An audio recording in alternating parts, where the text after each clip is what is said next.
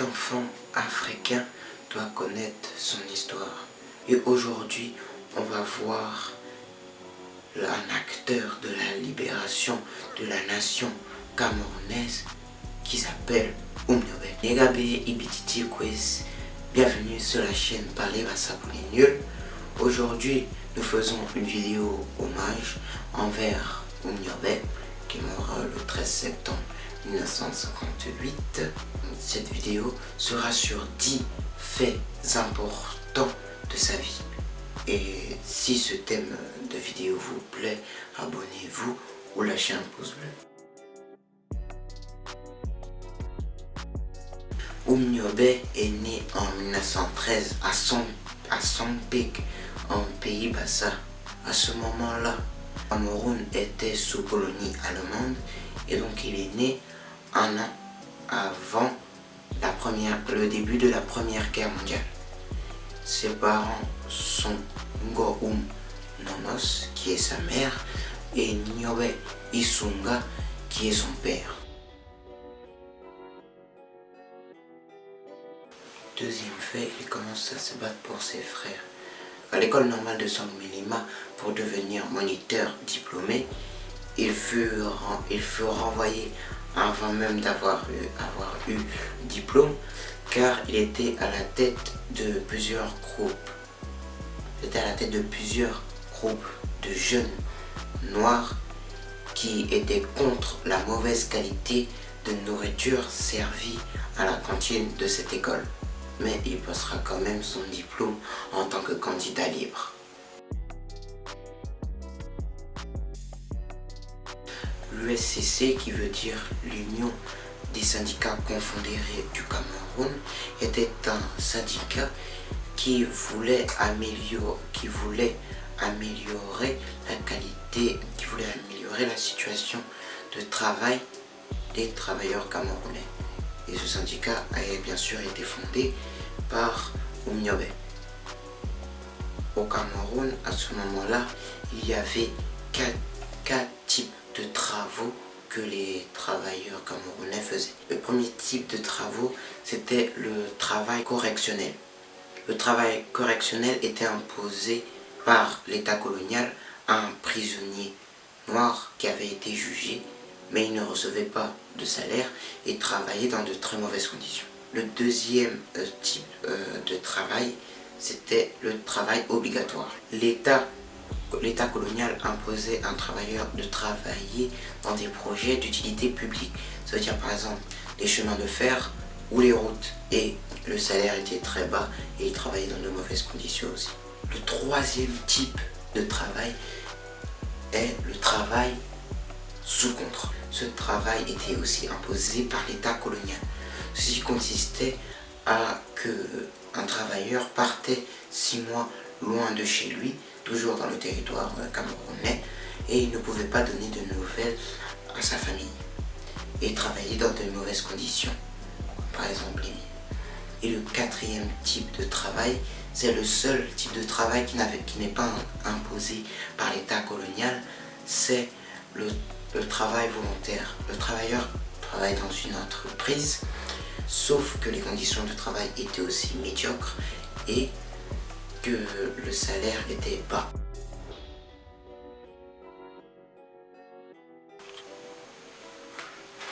Quatrième fait, l'UPC. L'UPC a été créé par Oumniobé le 10 avril 1948 par Oumniobé. L'UPC avait pour but de la libération nationale du peuple camerounais. L'UPC sera dissoute après juillet 1962. L'UPC avait un schéma d'action pour arriver à la libération nationale du peuple camerounais. La première étape était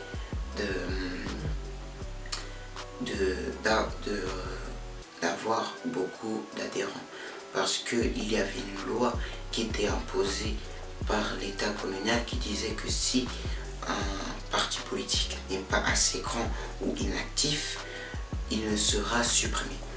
Donc la première étape était d'avoir un bon nombre d'adhérents. La deuxième étape, c'était de former ces adhérents à l'importance de la libération et aussi à l'histoire de la colonisation. Après, il y avait d'établir des centres de l'UPC dans tout le Cameroun, que ce soit au nord, au sud, à l'est ou à l'ouest, ou à l'extrême nord, même si l'UPC était moins influent au nord.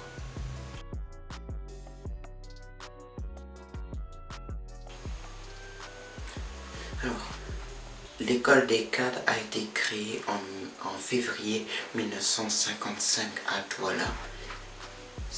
L'école des cadres était en quelque sorte l'école de l'UPC, où les cadres de n'importe quelle région du Cameroun venaient se rassembler dans cette école et étaient formés aux principes de l'UPC qui étaient l'honnêteté, la discipline, le courage et la solidarité.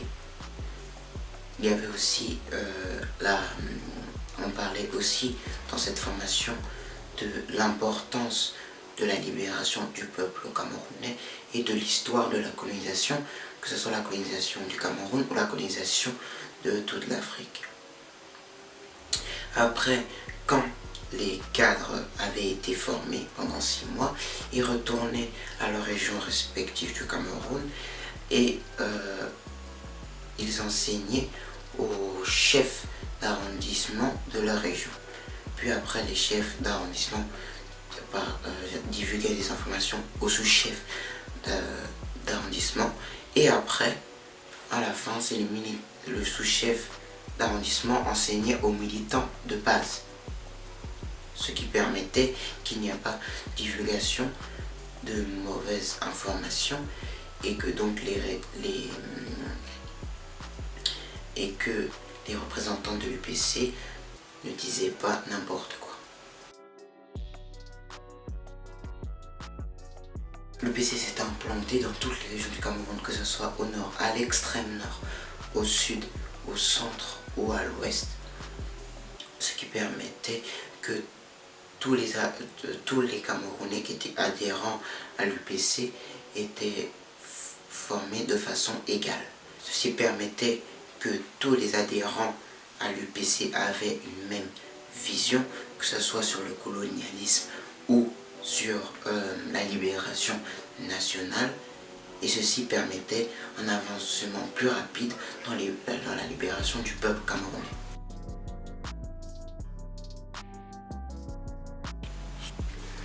En 1949, Oumniobé devient vice-président de la RDA, Rassemblement démocratique africain, sauf que ils sont séparés un an plus tard, en 1950.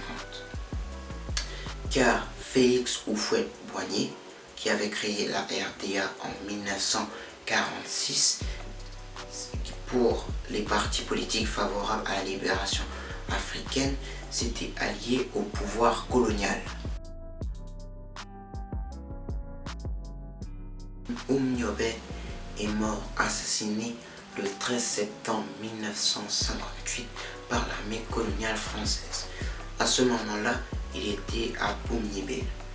Un chef de l'UPC vient le voir et dit que l'armée française était à sa poursuite.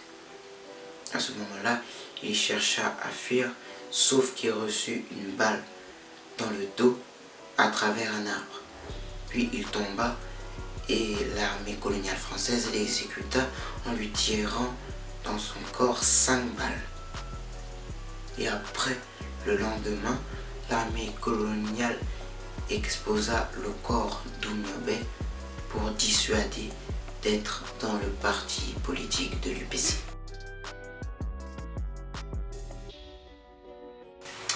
Après la mort de Oumniobé, l'État colonial divulgua des fausses informations aux à l'UPC ou aux personnes qui étaient à Boumnibel. L'État colonial a dit que la mort de Oumniobé était un accident. Et avec plusieurs, et donc les personnes, les représentants ou les militants de base avaient chacun une version différente de la mort de Oumniobé. Une partie de l'UPC croyait en l'État colonial et donc pensait que c'était un accident. Une autre partie pensait que c'était la famille de Oumniobé qui l'avait vendu. Ou il y avait encore une autre partie qui croyait que Oumniobé s'était rendu lui-même à l'État colonial. Et c'est avec toutes ces raisons-là qui a divisé complètement l'UPC. Et donc en 1962, les chefs de l'UPC organisent un congrès pour rassembler totalement l'UPC, sauf que l'armée intervient, tue les derniers chefs de l'UPC qui se cachaient après la mort de Oumniobé et emprisonna les derniers chefs d'arrondissement et les militants de base de l'UPC. Oumniobé est le symbole de la libération nationale camerounaise. Il a impacté profondément le peuple camerounais et il est toujours présent dans les esprits de l'ancienne ou de la nouvelle génération camerounaise. La famille, comme nous sommes sur la chaîne Parler Bassa pour les nuls, nous avons fait une vidéo sur Oumniobé. Mais on ne peut pas oublier tous ses compagnons de route connus comme les Moumié, les Wandje, Osende Afana, Kingé et les gens qui sont morts et qui étaient moins connus. Le but n'est pas de faire une vidéo pour dire qu'il n'y a que les Bassa qui sont morts ou il n'y a que les intel. Non. Ces gens nous ont montré que la formation de la base et le rassemblement des ethnies pour une même cause est possible. Contrairement à ce qu'on voit aujourd'hui où des ethnies veulent prendre le pouvoir, prennent les pouvoirs pour pouvoir gérer les autres. Oui, ce qui est important, c'est d'honorer la mémoire de ces anciens. C'est ce qu'on fait en France. On prend le soldat, la tombe du soldat inconnu, on met les fleurs. On prend le panthéon, on va enterrer les grandes personnes là-bas, on donne le nom de rue. On rappelle la mémoire. Ce qui est normal pour les Français devient la sorcellerie pour les Africains. Comment veux-tu trouver le bonheur dans ta route quand tu craches sur tes anciens, tu craches sur ton père et ta mère, sur ceux qui sont réellement morts pour toi? Savez-vous où et comment est enterré Oumniobé aujourd'hui au Cameroun? Voilà. N'oublions pas nos anciens. Alimentons leur mémoire. N'oublions pas et prenons leurs erreurs pour pouvoir nous améliorer parce que le but, c'est que nous fassions mieux qu'eux. Mais surtout, n'oublions pas, parce que certains disent qu'il faut honorer son père et sa mère, son grand-père et sa grand-mère, son arrière-grand-père et son arrière-grand-mère. N'oublions pas.